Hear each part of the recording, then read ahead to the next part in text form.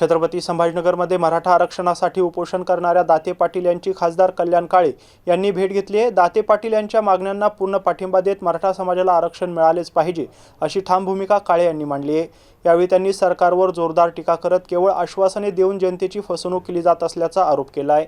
मराठा आरक्षणाच्या मागणीसाठी छत्रपती संभाजीनगरमध्ये सुरू असलेल्या उपोषणाची खासदार कल्याण काळे यांनी भेट घेऊन उपोषणकर्ते दाते पाटील यांच्याशी चर्चा केली आहे। मराठा समाजाला आरक्षण मिळाले पाहिजे, तसेच कोणत्याही समाजाचे आरक्षण काढून न घेता प्रत्येक समाजाला त्याचा हक्क मिळाला पाहिजे अशी भूमिका काळे यांनी यावेळी मांडली आहे। तसेच सरकार गेंड्याच्या कातडीचे असल्याची टीका करत गेल्या 12 वर्षांपासून आरक्षणाच्या प्रश्नावर केवळ टोलवाटोलवी सुरू असल्याचा आरोप त्यांनी केला आहे। तसेच विभागीय आयुक्त आणि जिल्हाधिकाऱ्यांशी चर्चा करून दाते पाटील यांच्या मागण्या सोडवण्याचा प्रयत्न करण्याचे आश्वासन देत त्यांनी उपोषण मागे घेण्याची विनंती केली आहे। विविध समाजांना दिलेली आश्वासने सरकारने पूर्ण केली नसल्याचा आरोप करत धनगर समाजाला पहिल्याच कॅबिनेटमध्ये जीआर काढण्याच्या आश्वासनाचं काय झालंय असा सवालही त्यांनी उपस्थित केलाय। समाजामध्ये भांडणं लावण्याचं काम सरकारकडून होत असून त्याचे परिणाम सरकारला भोगावे लागतील असा इशाराही खासदार कल्याण काळे यांनी यावेळी दिलाय।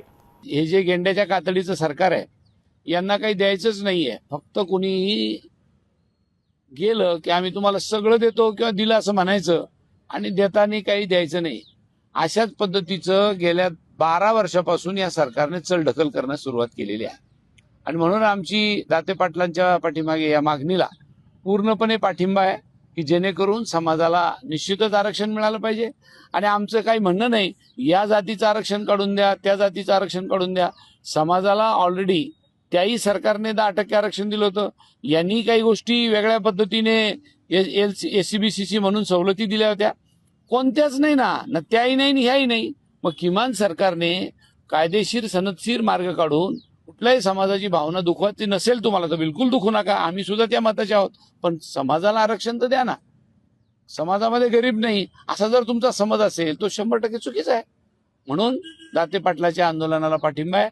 मी उद्या सोमवारी राज्यातले जी प्रमुख मंडळी आहे त्यांना निश्चितच पत्रव्यवहार करेल, फोनवर संपर्क करेल, किंबहुना त्यांना जाऊन भेटूनही या आंदोलनाची दिशा, पार्श्वभूमी किंबहुना माहिती देण्याचं काम करेल आणि लवकरात लवकर या आंदोलनाला त्यांनी मागण्या मंजूर कराव्या आणि दाते पाटलाचं उपोषण सोडावं याच्यासाठी आम्ही कार्यरत राहू।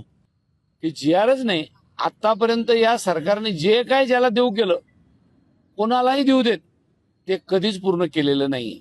शेतकऱ्याची कर्जमाफी घ्या, लाडक्या बहिणीचे पैसे घ्या किंवा शेतकरी सन्मान योजनेचा विभाग घ्या, काहीही घ्या, खोटं बोलण्यामध्ये सरकार पक्क आहे अशी परिस्थिती आहे। म्हणून सगळ्याच मागण्यामध्ये सरकार हे बॅकफुटवर आहे। 100% सगळ्या आंदोलकांचे रिस्पॉन्स। एवढं कशाला?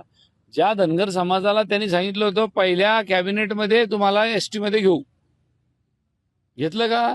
मग सगळ्याची फसवणूक नाही तर कोणाची राहिली बाकी करायची सांगा मला? हे कोणालाच काय फसवाय? 2 धर्मात भांडणं लावायचे, 2 जातीत भांडणं लावायचे, 2 जातीतल्या अजून पोट जाती काढायच्या त्याच्यात भांडणं लावायचे। प्रत्येक समाजाची भांडणं आहे, कोणाशी भांडणं नाही मला सांगा? ओबीसीचे भांडण लावायचं मराठ्याशी, दलिताचं भांडणामध्ये बौद्धाचं भांडण लावायचं मातंगाशी।